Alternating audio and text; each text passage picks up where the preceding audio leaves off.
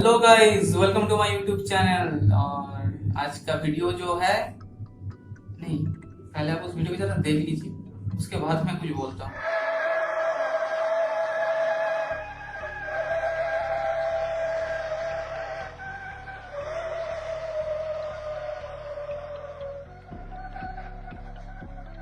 क्या क्या करूँ इसका? इससे साबित क्या होता है?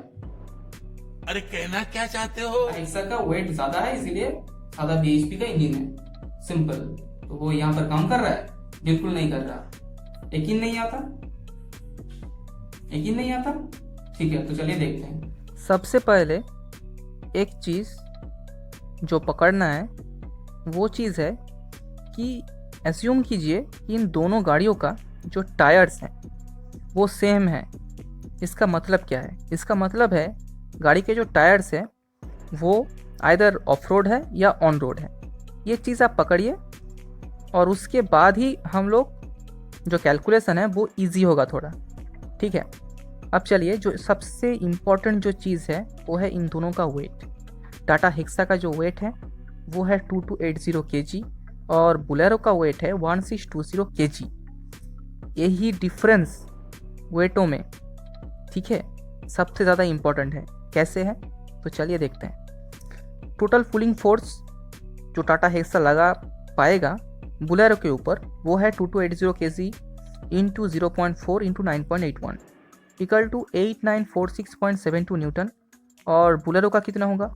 1620 into 0.4 into 9.81 equal to 6356.88 Newton.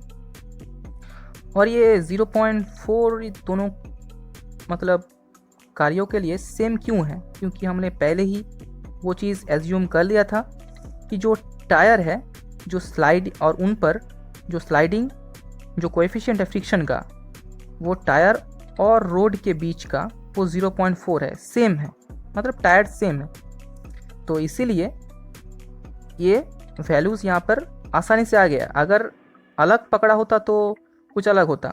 ठीक है, तो इससे तो पता चल ही गया कि कौन सा ज़्यादा है कौन सा कम है। यहाँ पे 9.81 आप मल्टीप्लाई ना भी करें तो भी कोई मैटर नहीं करता, बट हम लोगों को क्या क्या है कि फोर्स हमेशा न्यूटन में ही पसंद है, तो ऐसा ही कर दिया मैंने। तो आई होप आप लोगों को समझ में आ गया है कि क्या हो रहा कौन है। है ये लोग?